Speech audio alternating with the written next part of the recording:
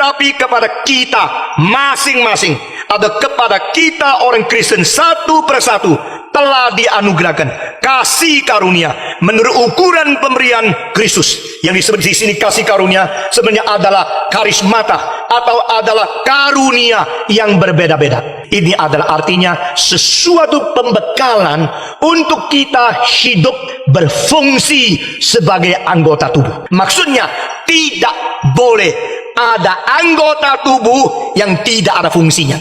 Setiap anggota tubuh harus berfungsi.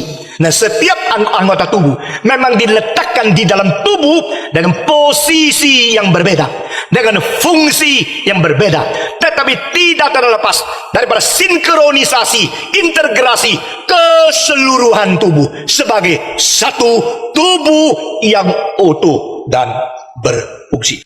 Gereja adalah tubuh. Di dalam tubuh kita ada yang hitam sekali, namanya rambut. Ada yang putih sekali, namanya gigi. Ya, ada yang sering dapat tempat yang kotor, telapak kaki.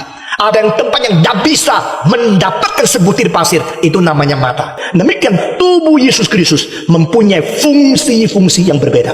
Ada orang seperti mata, ada orang seperti kuping, ada orang seperti rambut, ada orang seperti bibir, ada orang seperti hidung.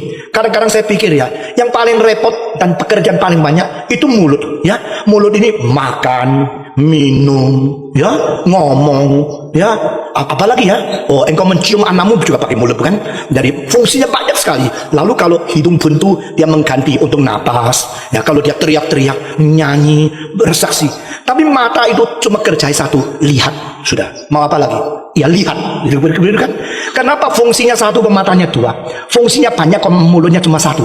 Mestinya kalau 5 mulut, satu untuk nyanyi, satu untuk makan, satu untuk minum, satu untuk marah-marah, satu untuk lagi untuk kunyah dan sebagainya, lebih baik. Tapi Tuhan cuma bikin satu mulut supaya jangan terlalu repot. Saudara-saudara, satu mulut aja sudah kita dengar, kamu terlalu banyak mulut.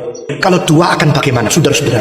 Satu mulut sudah perang seperti begini. Kalau 2 mulut pasti perang saudara sendiri. Mulut ini sama mulut itu berperang dengan dialog diri sendiri, perdebatan yang tidak habis-habis. Saudara-saudara sekalian, tetapi fungsi-fungsi yang ditentukan itu adalah ditentukan dengan perencanaan yang total. Maka di sini katakan, kita semua sudah diberikan karismata berbeda-beda menurut ukuran-ukuran yang berbeda-beda kepada orang-orang yang berbeda-beda di dalam posisi yang berbeda-beda. Nah, saudara-saudara, kita berbeda, kita fungsi berbeda, kita posisi berbeda.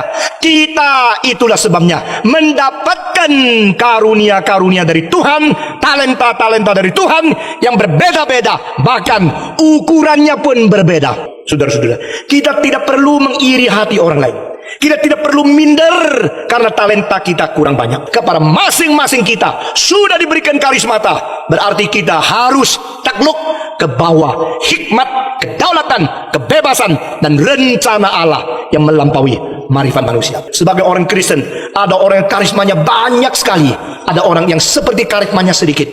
Tetapi tidak ada orang Kristen yang tidak ada karisma. Ada orang yang karismatanya banyak sekali, ada orang yang talentanya sedikit, tetapi tidak ada satu orang Kristen yang tidak ada karismata atau tidak ada karunia. Saudara-saudara, dengan demikian tugas dari gereja kalau mungkin menemukan akan anggota karismatanya itu ada di mana, sehingga boleh menempatkan dan boleh menggali, membimbing, memupuk dan memberi mereka lokasi untuk pelayanan. Tetapi kalau anggota sudah banyak sekali, maka hal yang kedua, setiap orang harus menemukan diri di mana bakat yang Tuhan berikan kepada engkau, di mana lokasi pelayanan yang seharusnya engkau miliki, sampai di mana engkau harus memperkembangkan potensi yang ada padamu. Nah, saudara-saudara, satu wadah organisasi demikian, satu rumah tangga demikian, demikian juga satu gereja yang jadi tubuh Kristus. Masing-masing menemukan, masing-masing menggali, dan masing-masing konformasi, dan akhirnya masing-masing berlokasi, posisi di mana dia boleh berfungsi semaksimal mungkin untuk melayani seluruh tubuh. Nah, saudara-saudara, yang melayani seluruh tubuh itulah anggota yang mengerti kehendak Tuhan. Hanya melayani sekelompok itu yang tidak mengerti rencana Allah. Saudara-saudara, kalau kita sudah melihat akan keseluruhan tubuh adalah gereja dari Tuhan Yesus, tubuh Kristus adalah gereja, dan setiap anggota mempunyai talenta, maka kita tidak bisa cari alasan untuk tidak melayani. Jikalau di dalam gereja tidak ada tempat untuk engkau melayani, engkau harus melayani di jalan, melayani di sekolah, melayani di kantor, melayani di pasar, melayani di mana engkau berada setiap hari. Nah, saudara-saudara sekalian, orang-orang seperti Esther, dia melayani di bidang dia sendiri yang gereja tidak sediakan tempat. Gereja tidak melihat dengan beban dan kemungkinan sudah sampai di situ, tapi Tuhan sudah memberikan kepada dia beban untuk melayani, mentegakkan keadilan di masyarakat, cari dan menemukan kehendak Tuhan serta pimpinan Roh Kudus atas dirimu sendiri, sehingga mempersiapkan dirimu menjadi pelayan untuk melengkapi seluruh tubuh Kristus. Waktu saya umur 17, saya menyadari panggilan Tuhan, tapi saya tahu gereja tidak ada beban, dan gereja juga tidak mengakui anak remaja 17 tahun bisa apa-apa. Tapi waktu itu saya mengetahui saya adalah hamba Tuhan. Saya tidak pernah tunggu sampai sekolah teologi selesai baru hamba Tuhan.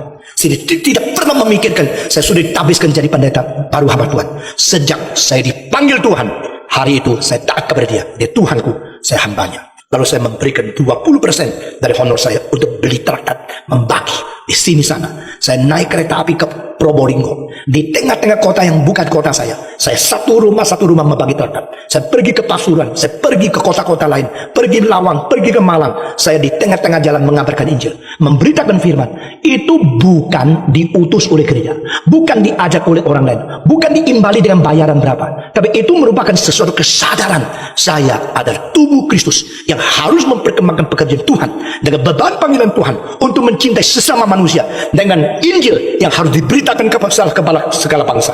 Dengan demikian, saudara-saudara, saya menemukan diri dan saya sadar diri dan saya taat kepada Tuhan untuk mempergunakan karismata untuk melayani pada zaman waktu saya masih muda. Setiap hari cari kehendak Tuhan, setiap hari peka pimpinan Roh Kudus, setiap hari bersiap untuk melayani Tuhan, setiap hari menjalankan tugas, maka seumur hidup kita tidak akan buang waktu dan karunia dengan sia-sia. Orang yang mendapatkan karunia banyak, jangan sombong, karena karunia banyak bukan menjadi alasan kita memuliakan diri kita sendiri. Karunia banyak adalah menjadi alasan kita akan dituntut lebih banyak. Kalau kita membicarakan tentang keadilan, jangan kita bicara tentang pemberian Tuhan Allah. Keadilan tidak ada hubungan dengan karunia, bakat, dan anugerah diberikan kepada Tuhan oleh Tuhan. Karena anugerah itu tidak layak diterima, maka Allah tidak menghutang siapa. Kalau Allah tidak hutang siapa, tidak ada orang mengatakan Tuhan mengapa tidak adil. Engkau kasih dia lebih cantik dari saya, orang itu lebih sehat dari saya, orang si anu lebih pintar dari saya, orang lain nyanyi lebih bagus dari saya. Kenapa Tuhan kasih saya anugerah kurang dari orang lain? Kalau demikian engkau tidak adil. Tuhan mengatakan, kapan saya hutang kamu? Kapan saya hutang kamu? Sehingga engkau berani menuntut lebih dari apa yang saya sudah berikan kepada engkau? Satu kalimat cukup membungkamkan segala argumentasi kita, saudara-saudara. Karena kita semua tidak pernah seharusnya diberikan anugerah apapun oleh Tuhan. Sebab Tuhan tidak pernah hutang sama kita. Itu sebab kalau Tuhan memberikan karunia adalah berdasarkan ukuran yang ditetapkan oleh Dia sendiri. Itu sebab kalau engkau mempunyai karunia lebih banyak dari orang lain, jangan sekali-kali menjadi congkak, jangan sekali-kali merebut kemuliaan Tuhan, jangan sekali-kali menyalahgunakan, dan jangan sekali-kali engkau menghina sesamamu yang karunianya sedikit.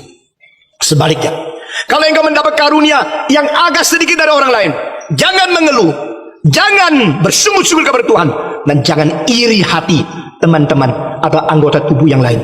Serta jangan engkau putus asa, karena karunia yang diberikan kepada engkau itu bibit yang mungkin berakar dan bertumbuh lebih besar. Meskipun tidak banyak orang seperti orang lain, tapi engkau mengkhususkan bibit yang ada mungkin mempunyai mutu yang tidak ada pada orang lain. Sehingga kita harus mempunyai satu pengertian yang jelas tentang karunia. Dan karunia yang banyak dan karunia yang sedikit itu tidak menjadi gangguan relasi kita berfellowship atau bersekutu di dalam tubuh Kristus. Orang yang mempunyai banyak karunia tidak boleh menghina yang kurang karunia. Orang yang kurang karunia tidak boleh iri hati orang yang lebih banyak karunia. Dengan demikian tidak ada gangguan relasi, tidak ada gangguan komunikasi, tetapi ada sesuatu identitas konformasi bahwa yang dikerjakan Tuhan tidak salah. Saudara-saudara, di dalam satu arloji ada skrup yang kecilnya hanya lebih besar sedikit dari rambut. Tetapi ada yang satu kali skrup tidak pernah bergerak, ada yang satu kali dipasang tidak pernah berhenti, terus bekerja sampai arloji rusak. Saudara-saudara, yang terus bergerak sibuk luar biasa. Skrup yang sudah dimatikan, dia tidak bergerak sampai arloji rusak, tidak pernah ada fungsi lain. Tetapi apakah dia yang tidak bergerak terlalu banyak berarti tidak berfungsi? Apakah yang dia sibuk terus itu berarti fungsi lebih besar? Justru yang paling sibuk hanya menjalankan mulai dari detik. Tetapi yang paling pelan itu menuju jam berapa. Jam berapa? 1 jam berarti 12 kali 5 menit. Sehingga jarum yang kedua yang lebih cepat itu hanya 1/12 daripada yang tidak bergerak besar. Tetapi yang paling bergerak besar itu hanya detik hitungannya. Tetapi ini semua berkait. Yang paling sibuk, yang paling tenang, itu semua itu berkait. Dengan demikian kita lihat yang satu mesin ada roda gila yang ribuan kilo beratnya. Juga ada sesuatu skrup yang cuma berapa gram. Tetapi yang ini tidak bisa, tidak ada itu. Yang itu tidak bisa, tidak ada ini. Dengan demikian sinkronisasi dari pengertian komprehensif keseluruhan tubuh itu menjadi sesuatu identitas. Kita sama-sama memuliakan Tuhan. Allah memberikan anugerah. Tidak perlu kita mengatakan dia adil. Ini melain kedaulatan dia. Sehingga Allah kalau berdaulat, kita tidak boleh menuntut harus memberi anugerah yang sama kepada kita. Karena di sini kedaulatan Allah tidak ada hubungan dengan keadilan di dalam pemberian karunia dan anugerah. Tuhan mengatakan ada yang diberi 5 dinar, ada yang diberikan 2 dinar, ada yang diberikan 1 dinar. Loh, kenapa ada semua sama? Kalau kasih semua sama dong, ini 5 itu dulu, itu 5, karena itu Allah yang adil. Tuhan mengatakan jangan bicara tentang keadilan di dalam kuantitas pemberian talenta. Karena ini hanya bersangkut paut dengan kedaulatan. Aku akan memberikan anugerah kepada siapa, maka aku menganugerahi.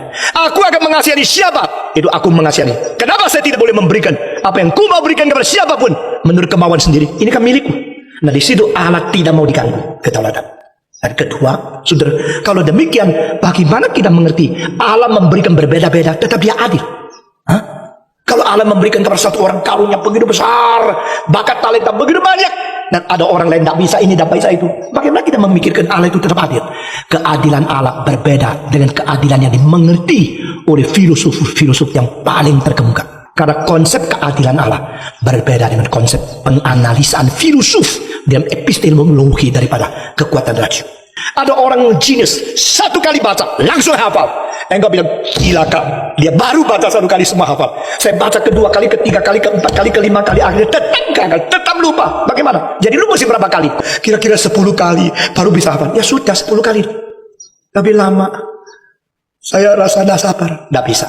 Yang dia karunianya sekali, kamu 10 kali, kamu 10 kali. Kalau dia 10 kali bisa, kamu 100 kali.